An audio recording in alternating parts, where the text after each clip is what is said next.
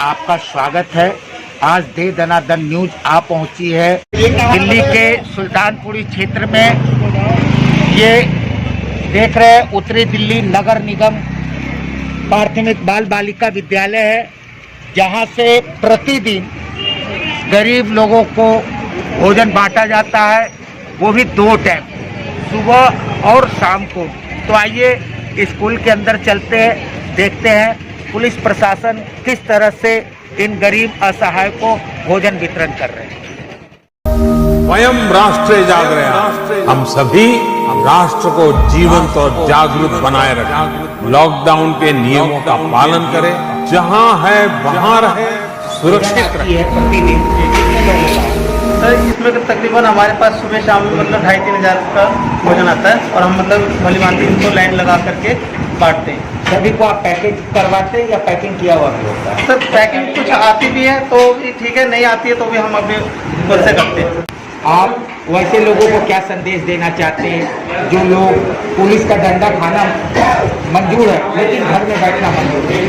Sir देखिए, मैं उन लोगों के लिए एक ही बात कहूँगा, जो लोग बाहर घूम रहे हैं बिगर उसके परमिशन के और बिगर किसी कार्य के, उनसे बस एक ही रिक्वेस्ट ही करूँगा कि वो जितना रहें, कि घर में रहेंगे तो ठीक रहेंगे, बाहर रहेंगे तो सर बीमारी से ग्रसित हो सकते हैं। इसलिए यही कहूँगा कि जितना हो सके। ये रात काली जाएगी, ये रात काली जाएगी, सुबह नई फिर आएगी।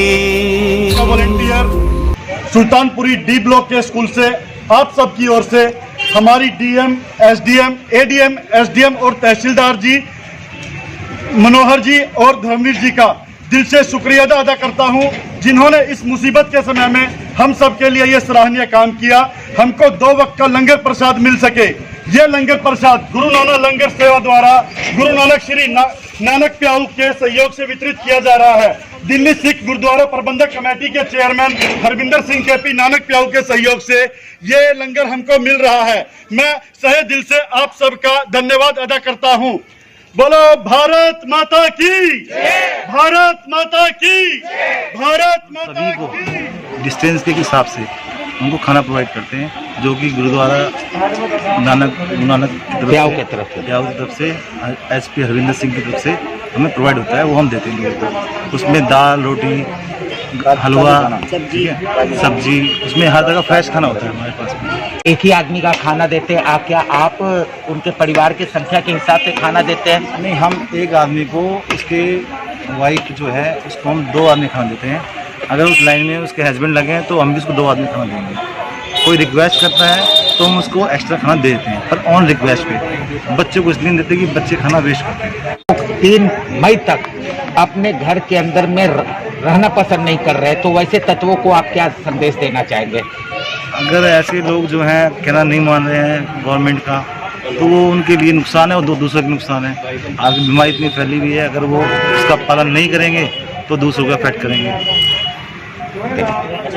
हमारे यहाँ पर खाना प्रोवाइड होता है, के लिए सैनिटाइजर का प्रयोग किया जाता है, मास्क वगैरह भी प्रोवाइड करते हैं।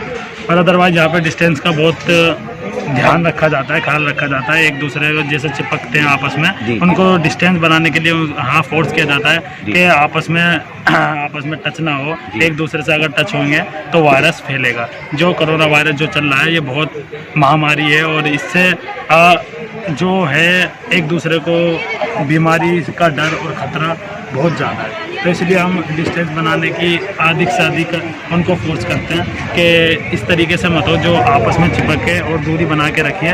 तो उस हिसाब से हम यहाँ पे अंदर उनकी एंट्री करते हैं। करने के बाद फिर हमने यहाँ पे एक सर्कल बना रखा है, जिसमें जो पब्लिक आती है एक सर्कल में एक आदमी को खड़ा करके और लाइन वाले से डिस्टेंस बनाने के लिए फिर उसके बाद हम उसको खाना प्रोवाइड करते हैं।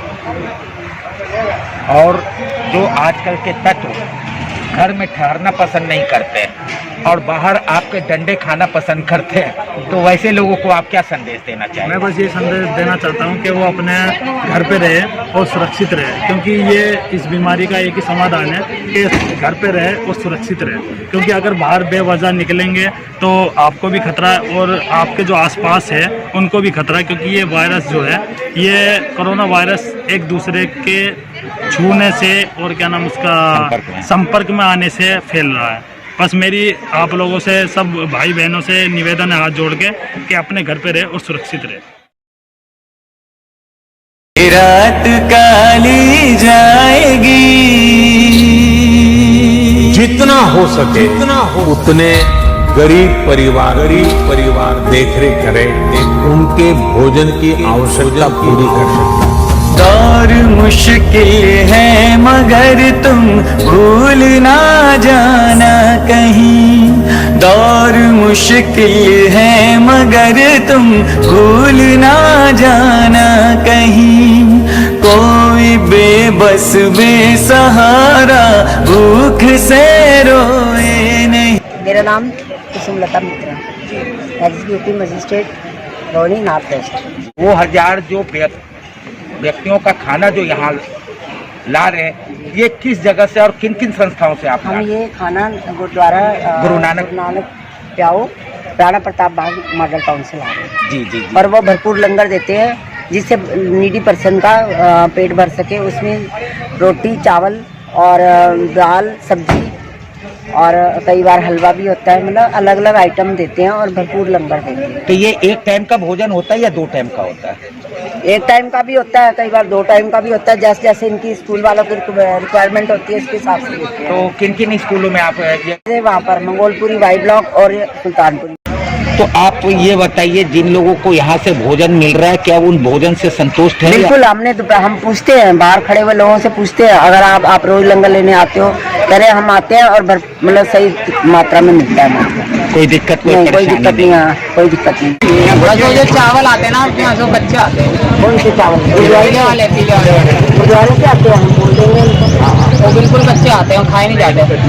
बच्चे नहीं होते बेटा, ऐसा है 50 किलो चावल आप बनाने लगो, कैसे बनाओगे आप? एक ही बार में 50 किलो चावल बनते हैं इसमें, बताओ। हम खुद टेस्ट करके तब आते हैं, पहले खुद खाते हैं तब आपको खाना बढ़ जाता है। गुरुद्वारे और पटाखे में खाया नहीं है, इतनी गर्म होता है, खाई नहीं चाहिए। लंगर भी बढ़िया आता है। कहाँ रह रहे हो आप? अभी ये नहीं किराया पे लेके रखा है वहाँ। कहाँ पर? हाँ, तो फिर आप 2 बहुए 2 बच्चे, आदमी लंगड़ा आता है मेरा, अब इन्हें कौन मदद करेंगे? तो आप खाना लेने आइए ना, खाना तो मिल रहा है, खाना मिल रहा है, और भी मदद, और कौन सी मदद चाहिए आपको? राशन कार्ड से दिलवा दिए, वो जब पका हुआ खाना आ रहा है, फिर राशन का क्या करोगे? लोग सोशल डिस्टेंसिंग मेंटेन कर रहे हैं या नहीं कर रहे हैं, और सैनिटाइजेशन हो रही है नहीं हो रही। आप चारों तरफ देखेंगे पूरी तरह साफ सफाई हो रखी है, कोई प्रॉब्लम नहीं आ रही। और यहाँ पर प्रतिदिन कितने लोगों का खाना डिस्ट्रीब्यूट होता है? 4 से 5 हज़ार। गाए कर्मवीर जो लड़ रहे, वे मानवता के मसीहा अग्निपथ पर चल रहे, उनकी ये मेहनत और शहादत जाया ना हो पाएगी।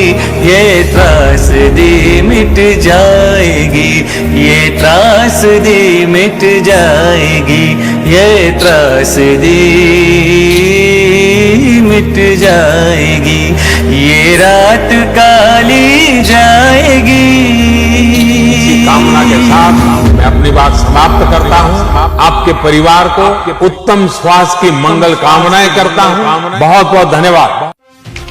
कैमरामैन ओंकार सिंह के साथ मैं रणजीत गुप्ता, दे दनादन न्यूज, दिल्ली।